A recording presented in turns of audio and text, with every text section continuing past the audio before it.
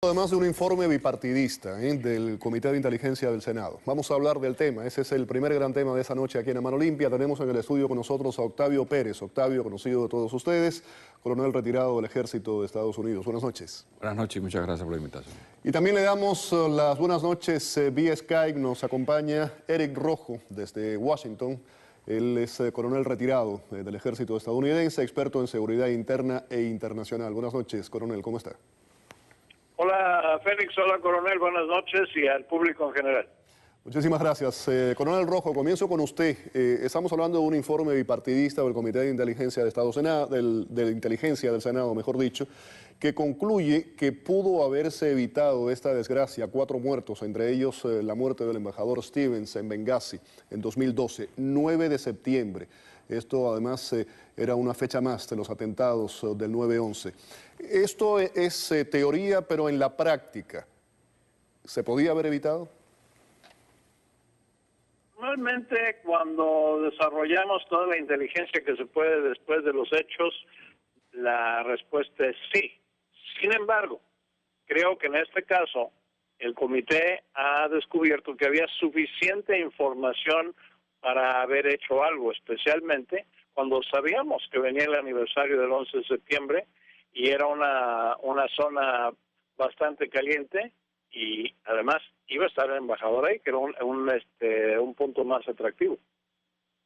Coronel Pérez, quería saber su opinión. La CIA tenía conocimiento, había un informe específico de un coronel, un alto general estadounidense que estaba alertando de que esto iba a ocurrir y no se hizo nada. ¿Por qué?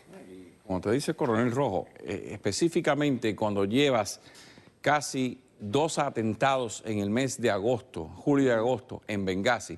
Benghazi estaba patrullado, auspiciado por el gobierno, milicias que no pasan bajo el escrutinio como los norteamericanos. Había milicias islámicas, y además, milicias que estaban islámicas custodiando ese consulado allá en Benghazi. Custodiando el consulado, custodiando oficinas gubernamentales. Hoy por hoy, en todo Libia, ha habido secuestros, lo que ocurre en Venezuela, secuestros rápidos. Secuestran ministros. El otro día soltaron el hijo de un ministro de Interior. O sea, por secuestrarlo por lo que sea, por dinero, por soborno o lo que sea. Eso hoy por hoy está perenne y en toda la sociedad de Libia, en todos los pueblos. Esto es un feudo. Cada milicia controla cada parte de un pueblo. Eso era conocido no únicamente por los Estados Unidos, el Departamento de Estado y la CIA. Estamos hablando de varios reportes donde hoy se identifica una cosa que ya sabíamos hace unos meses, que había un grupo de fuerzas especiales, o sea, pero de contratistas de fuerzas especiales, que había caducado el contrato. Y el mismo embajador, 2 veces que se le ofreció volver a renovarlo, lo negó. Estamos hablando de un embajador que alguien no le dijo, señor, hoy es el 11 de septiembre, y aunque sean 11 años... Esa es la otra gran pregunta, ¿qué hacía en ese consulado con tan poca protección el embajador? Y eso es como ir digamos, a una casa de campo. Eso es como si fuera un campus universitario. Ahí no había... Si tú ves una embajada norteamericana, un consulado norteamericano en cualquier parte del mundo en los últimos 20 años, parecen atalayas, también fortificados. Esto era un campo abierto con varios edificios con poca protección. Y eso es una cosa que no se debió haber permitido. Coronel Rojo, Al-Qaeda, según informes, no tuvo absolutamente nada que ver con esto. Y volviendo al tema de la base de Guantánamo, el cerebro de este ataque fue un ex detenido de la base naval de Guantánamo. Mira, Al-Qaeda tiene muchas formas. Hoy en día cualquier persona se puede decir que es miembro de Al-Qaeda, que básicamente significa que son islamistas extremistas, que van en contra de todos los principios de la cultura de Estados Unidos, de Europa. Entonces no necesariamente tienen que estar atados directamente al grupo que fue de Osama Bin Laden. Sencillamente se ponen ese sobrenombre, pero ya sabemos que son terroristas. Entonces sabemos también que muchas de las personas que se dejaron salir de Guantánamo y por eso estaban ahí, regresaron a su antigua profesión y probablemente lo están haciendo mejor que antes de que fueran capturados. Coronel Pérez, este informe es un informe bipartidista, lo mencionaba al principio de ese segmento. ¿Se excluye totalmente la posibilidad de un color político, de una agenda política en ese informe? Primero, este informe es un compendio de más de 22 diferentes de posiciones ante comités de la Cámara y del Senado. A mí lo que me da roña es que haya tardado 18 meses en llegar. Esto es como poner la tapa del pomo. Cuando todo esto es historia bizantina, esto se sabe lo que ocurrió. Aquí no salió ningún material nuevo, aparte de 2 o 3 puntos de intereses, como que hubo un grupo de la CIA, contratistas de la CIA, y un lingüista, o sea, un intérprete, que salieron a 30 minutos después del ataque a tratar de responder al incidente, sin autorización, porque muchas veces te dicen stand down, o sea, no hagas nada. Aquí sale a relucir un sinnúmero de cosas que ya se sabían, como el Comando de África no sabía que la CIA tenía un anexo allí. Un anexo Precisamente el general al que me refería anteriormente era ese general del Comando África, del Comando de África, envió ese informe diciendo va a haber un ataque. Claro, entonces ellos tenían por algún lado, aquí el agüita le tocó a todo el mundo, le tocó a las Fuerzas Armadas, a la CIA y al Departamento de Estado. El Departamento de Estado por haber quitado una gran cantidad de dinero para la protección de las embajadas. El mismo embajador, que era un individuo que está allí desde el año 97. Conocía muy bien el área. Es un individuo que conoce el país, un individuo que ayudó a desarmar el programa nuclear de Gaddafi, o sea, que sabía hablar árabe, que salía trotando por Trípoli, o sea, un individuo con conocimiento del país para salir un 11 de septiembre a uno de sus consulados que estaba tan mal resguardado, eso es un error garrafal. Coronel Rojo, si nos remontamos a aquel día y a las fechas posteriores, el gobierno en su momento atribuyó lo que había ocurrido a protestas espontáneas debido a ese video de bajo costo que se hizo en California que criticaba al Islam. Después se determinó que eso no era así. ¿Se manipuló la situación? Claro que se manipuló. Acordémonos que tenemos a alguien en la Casa Blanca que no tiene responsabilidad ninguna, entonces él busca a quién echarle la culpa.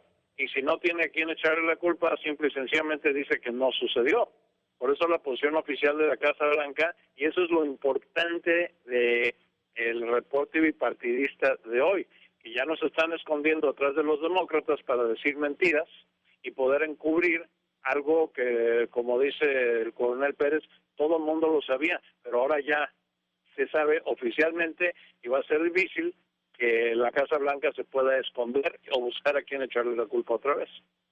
Octavio, se habla de la muerte o del asesinato de 15 personas dentro de Libia, precisamente para obstaculizar esta investigación. ¿Qué lectura le das a eso? Bueno, eso está programado, o sea, una ejecución, 15 de los individuos que ellos captaron inmediatamente después de que hubo un grupo del FBI que fue a Libia a hacer la investigación primaria, la primera vez que se hace en el lugar de los hechos. Había 15 personas que hicieron deposiciones. Al tratar de ir a visitar a esas personas de nuevo, ya esas personas han muerto casualmente de cualquier cosa, pero ya no existen esas personas sobre la tierra. Estás hablando que el 18 de septiembre, cuando se revisan las cámaras de video, no hubo ninguna demostración espontánea. O sea, el gobierno, la Casa Blanca, encubrió todo eso. ¿Por qué? Porque políticamente había mucho que perder. Había mucho que perder porque estaba en cuestión el futuro de la secretaria Hillary Clinton. Todo esto parte de Susan Rice. Susan Rice fue el chivo expiatorio. Susan Rice fue la que pagó la culpa de todo esto, pero en realidad fue el Departamento de Estado quien falló aquí.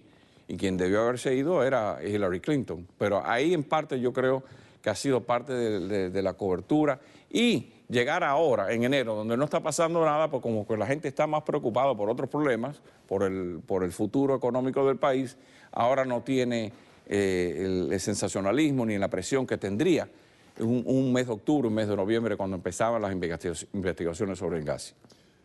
Bueno, dice el informe que se pudo haber evitado, coronel Rojo, usted coincide con esto. Mencionaba yo a Susan Rice, el coronel Pérez habla de Hillary Clinton. Si fuéramos a poner nombres y apellidos, algunos de los responsables de esta tragedia, de la muerte de 4 estadounidenses, entre ellos el embajador Chris Stevens, ¿a quién señalamos? Mira, al presidente para empezar, digo, la responsabilidad es de él, de haber llevado, si él no estaba en la cadena de decisiones, que no siempre lo está y lo tenemos que aceptar, en todas estas situaciones, la posición que él tuvo fue de encubrir, y fue lo que le pasó a Nixon. pero ahora con el enamoramiento que hay con él en el Senado nunca le va a pasar nada por decir mentiras. Y creo que él ya demostró decir más mentiras que ningún otro presidente en tiempos más recientes. Y hablando del FBI, también vemos que ahora están usando el FBI para encubrir las violaciones de la ley con el IRS. Entonces, digo, tenemos problemas muy grandes aquí en Washington y volvemos a centrarnos en un presidente que no quiere tomar responsabilidad, él nada más quiere tomar la gloria de las cosas que le convienen a él. Termino contigo, Octavio. Bueno, claramente el presidente es el que debe, y aunque él técnicamente dijo que el culpable era él, tratando de tirarle la manta de humo a Hillary Clinton, ahí hay mucha culpabilidad. El Departamento de Estado pudo haber hecho mucho en cuanto a la seguridad de las embajadas en total. Gracias a Dios que nada más que fue venganza y pudo haber sido en 3 o 4 embajadas. Acuérdate que en esa semana se cerraron casi todas las embajadas del Medio Oriente. Son problemas que siguen siendo hoy. Se han rectificado algo. El Comando de África estaba en Alemania, no cerca. O sea, como le llaman, una serie de desastres en consecuencia que denotan que no hubo un mando seguro, no hubo una correlación entre las Fuerzas Armadas, entre la CIA y el Departamento de Estado. Esto fue un fallo total de la administración en total. Muchísimas gracias a los dos por haberme acompañado en ese primer segmento esa noche aquí a Mano Limpia. El coronel retirado Octavio Pérez, también el coronel retirado Eric Rojo, que nos acompañaba desde Washington.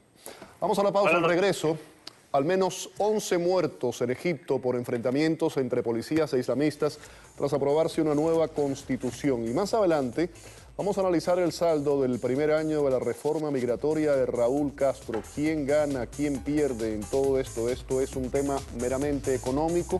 Volvemos con la información.